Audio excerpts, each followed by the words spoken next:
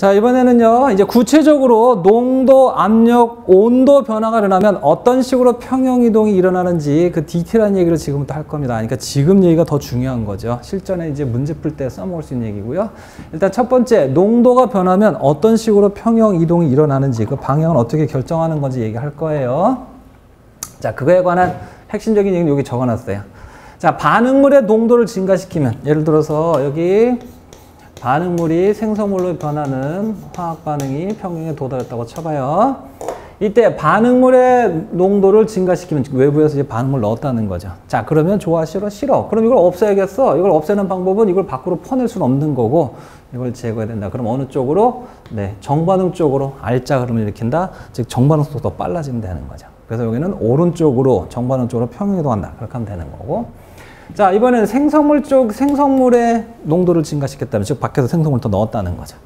그러면은 얘가 증가된 게 싫어. 그럼 얘를 없애야겠어. 그러면은 왼쪽, 역반응 쪽으로 평형이동, 알짜 흐름을 일으키면 된다더라. 알았죠? 줄이는 경우 마찬가지. 줄였다. 그러면은 요거 줄어들었어. 그거 싫어. 그럼 얘를 채워야겠죠. 이걸 채우는 방법은, 네, 역반응 쪽으로, 왼쪽으로 알짜 흐름을 일으키면 되겠고요. 그 다음에 생성물을 줄여버리면은 얘를 증가시키는 쪽, 즉 정반응 쪽으로 알짜 흐름을 일으키면 되시겠다. 여기 그 얘기하는 겁니다. 이해 갔습니까? 네. 자, 구체적으로 좀 예를 좀 봅시다. 질소하고 수소가 반응해 암모니아가 생성되는 이 반응의 경우에, 자, 여기 질소나 수소를 첨가하면 반응물이죠. 얘를 첨가시켜도 되고 얘를 첨가시켜도 되고 뭐 두 개 다 첨가시켜도 되겠지만 보통의 경우는 요거 증가 또는 요거 증가 이런 식으로 하나 증가하는 경우가 나올 건데, 뭐 질소를 증가시키든 수소를 증가시키든 증가하는 게 싫어. 그래서 오른쪽으로 평형이동을 한다. 알았죠? 정반응 쪽으로 평형이동한다. 한다는 거고요. 자, 이번에는 암모니아를 갖다 증가시키면 어떻게 되겠느냐? 라고 하는 건데, 암모니아를 증가시키면 요놈 자식이 증가하게 되면 그게 싫어. 그래서 왼쪽으로, 역반응 쪽으로 평형이동한다. 한다는 거고. 자, 근데 그거 왜 그러나요? 자, 왜 그러나를 잠깐만 설명해 보도록 하겠습니다. 왜 반응물을 증가시키면은 정반응 쪽, 생성물을 증가시키면 역반응 쪽으로 평형이동 알짜 흐름을 일으키게 되는 거냐면은, 자, 이 반응의 경우에 Q값을 한번 따져볼게요. Q값. 자, 평형상수식과 Q식은 동일하죠.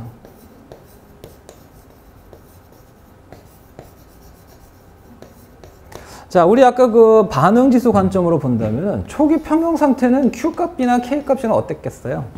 같았었습니다. 근데요, 요게 Q값하고 K값이 틀어지게 되면은, 있죠? 이게 현재 생성물의 양, 이게 평형 생성물의 양이죠. 처음에는 현재 생성물의 양과 평형 생성물의 양이 같아지게 하면 이게 평형 상태였었는데, 이때 이게 농도 변화가 일어나면서 이게 틀어지게 되면, 즉 틀어진다는 거는 둘 중에 하나죠. 그러면 현재 생성물의 양이 평형에서 생성물의 양과 같지 않으니까 모든 반응은 평형에 도달해야 하므로, 그럼 Q값과 K값을 같게 하기 위해서 있죠. 평형이동 알짜 흐름을 일으킨다 한다는 거고요. 즉, 이게 같지 않을 때 평형이동이 일어나는 겁니다. 자, 그런데 N2나 H2 첨가했다. 예를 들어서 요거를 첨가시켰거나 또는 얘를 첨가시켰다고 쳐봐봐. 그럼 처음에 Q값하고 K값이 같았었는데 얘가 증가하거나 또는 얘가 증가하게 되면 전체적으로 요 값이 어떻게 돼? 줄어들어. 요거 증가하거나 요거 증가한다고 K는 변하는 거 아니야? 평형상수는 어느 때만 변한다? 온도 변할 때만 변하는 거지.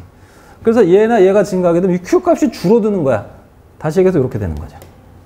같았었던 게 이렇게 바뀌는 거고.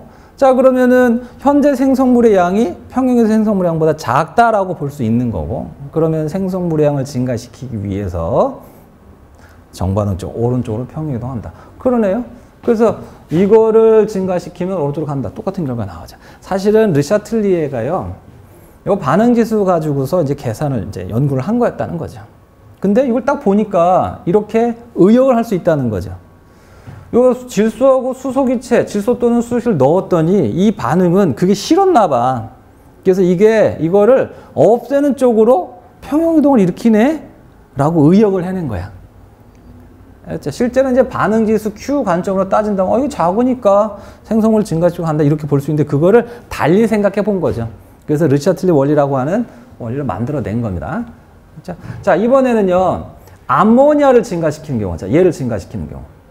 그럼 어떻게 돼? 처음에는 이게 같았었단 말이에요. Q하고 K가. 그런데 이제는요, 자, 아모니아 증가시킨다고 요 K가 변하는 건 아니야. K는 어느 때 변한다고? 온도 변할 때만 변한다고.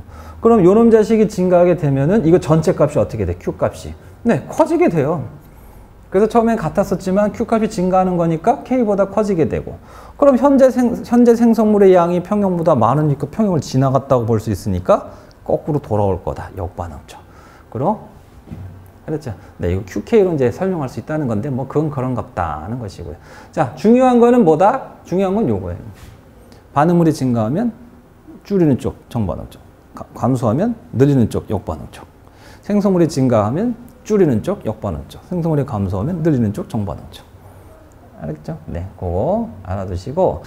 자, 이번에는요, 그 농도와 관련된 평형이동 얘기 중에서 우리 지금 책에 없는 내용을 조금 이야기해 볼 거예요. 오른쪽 옆에다 좀 정리해 보도록 합시다. 일단 첫 번째, 우리 하이탑 연습 문제에 보면은 나와 있는 거기도 한데요. 이게 반응물이나 생성물 중에, 화학 반응식에 보니까 반응물이나 생성물 중에 고체 상태 물질이 존재할 수 있는데, 됐죠? 이때 고체 상태 물질을 첨가하거나 제거하는 경우, 그지? 이 경우에는 농도에 의한 평형이동이 일어나겠느냐? 알았죠? 일어난다면 어느 쪽으로 일어나겠느냐? 이제 그 얘기를 하자는 건데, 결론부터 얘기하면은 이건 평형이동은 없어요. 그죠? 자, 예를 들어서요. 우리 뒤에 연습 문제에 나와 있는 겁니다. 우리 하이탑 교재. 자, AG 플러스하고 C3 플러스. 자, 요놈 자식이 산화하는 반응을 일으켜갖고 AG 플러스가 C3 플러스 전자를 뜯어가요. 그럼 이제 AG가 전자를 받아갖고 석출되네요. 고체 상태로. 그 다음에 C는 전자를 일으켜서 4 플러스 이온이 됩니다. 이때 여기서 AG 플러스를 추가시키거나, 즉 밖에서 더 넣거나, 또는 밖으로 끄집어냈다고 한다면, 자, 이걸 집어넣게 되면은 우리 기존에 배웠던 농도 변화에 의한 평형이동으로 본다면, 이거 늘어났으니까 왼쪽으로 역반응 쪽으로 평형이동 R자를 이렇게 되는 거고, 그 다음에 이걸 감소시키면은 얘를 증가시키는 쪽, 정반응 쪽 오른쪽으로 평형이동 R자를 이렇게 되잖아요. 근데 안 일어난다는 거예요. 왜요? 왜 안 일어날까요? 이유가 뭐냐면 Q의 변화가 일어나지 않기 때문이다. 다시, 아까도 얘기했지만 Q 값과 K 값이 같을 때가 이제 이게 초기 평형 상태라고 볼 수 있는 거예요. 이때 평형 이동이 일어나려면은 Q 값과 K 값이 달라지면 평형 이동이 일어나는 거라고 생각할 수 있다는 거죠. 자, 이게 달라졌다는 건 Q가 크거나 또는 K가 크거나 둘 중에 하나인데, 알았죠? 근데 이 경우에 Q식을 한번 써볼게요. 평형 상수식과 똑같죠? AG 플러스, 그 다음에 C3 플러스, 그 다음에 C4 플러스 되면서 이거 들어가 안 들어가? 안 들어가. 그래서 이걸 집어넣는다 하더라도 이 변화 없어요. 이걸 뺀다 하더라도 변화 없어요. 그래서 요거 AG를 추가시키거나 뺀다 하더라도 그냥 이 상태였다 그냥 이 상태가 되는 거거든. 평형이동은 없다. 알았죠? 네, 알아두시고요. 그 다음에 또 한 가지 기억해 둘 게 있어요. 반응물과 생성물을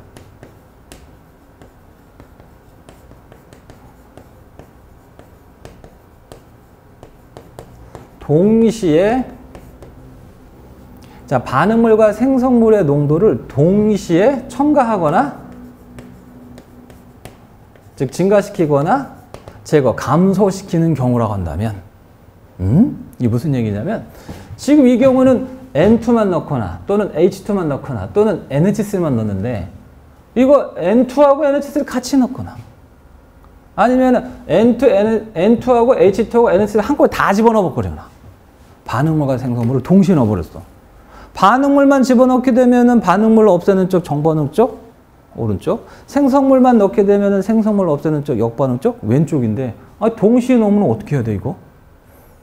가만있어 봐. 이것도 얘처럼 평형이동 안 해? 평형이동 해야죠. 그죠? 왜냐면은, 자, 여기 지금 요 Q 값이라고 해봐요. 요 N2만 넣으면 Q 값 당연히 변해요. H2만 넣어도 변하고요. 그 다음에 요거 NH3 집어넣어도 변하는데, N2NH3만 넣어봐. 그래도 Q 값이 변할 물론 어떻게 넣다 보면 안 변할 수도 있는데 변할 수도 있거든요. 그럼 평형이동 하는 거죠. N2, H2, NH3 어떻게 하다 보면 안 변할 수도 있겠지만 변할 수도 있는 거죠. 그래서 이걸 동시에 집어넣게 되면 그럼 어떻게 하는 거냐? 반응물만 집어넣으면 정반응 쪽, 생성물만 넣으면 역반응 쪽 금방 하는데 동시에 집어넣으면 어떻게 판단하지? 자, 이거는 르시아틀 원리로 안 되는 거죠. 제가 아까 그랬잖아요. 그게 Q값을 계산해갖고 평형이동을 판단하면 되는데 그 Q값 계산하지 않고도 간단하게 평형이동의 방향을 판단하는 원리가 르시아틀 원리인데 근데 르시아틀 원리로 안 되는 경우도 있다. 그죠? 지금 이런 경우죠. 아니 이거 동시에 두 개 반응물과 생성물을 다 증가시키거나 다 감소시키면 그때는 어느 쪽으로 가는지 어떻게 판단해? 그래서 이런 경우가 있다면 얘는 방법은 뭐다? 네, 이건 빼도 박도 못하고 Q를 이용하는 거예요. Q값 계산하시고 K하고 비교해가지고서 풀어나갈 수밖에 없다더라. 그래서 그 반응지수 가지고서 K하고 비교해갖고 판단하는 거 있잖아요. 그죠? 그 문제가 그죠? 어려운 문제로 나올 수 있는 게 이런 경우로 나오는지 어렵게 나올 수 있는 거죠. 알았죠? 그래서 우리 아까 봤던 그 예제 잠깐만 다시 볼게요. 이게 지금 A가 반응물이고 B가 생성물인데 이거 반응물과 생성물을 동시에 넣어버렸었던 케이스였다는 거야 이게. 알았죠? 이런 경우는 어느 쪽으로 평행이동하느냐 판단할 때 이건 Q 계산하는 수밖에 없다는 거죠. A만 넣었다? 그럼 이건 장난하는 건가? 뭐 당연히 정반응 쪽이고 B만 넣었다 그러면 역반응 쪽인데 둘 다 넣었으니까 Q 계산하는 수밖에 없다더라. 이해 가셨는가요? 네, 그렇게 하시면은 요 농도와 관련된 평형이동 문제는 뭐 어떤 거든지 다 해결할 수 있겠다. 생각이 들고요.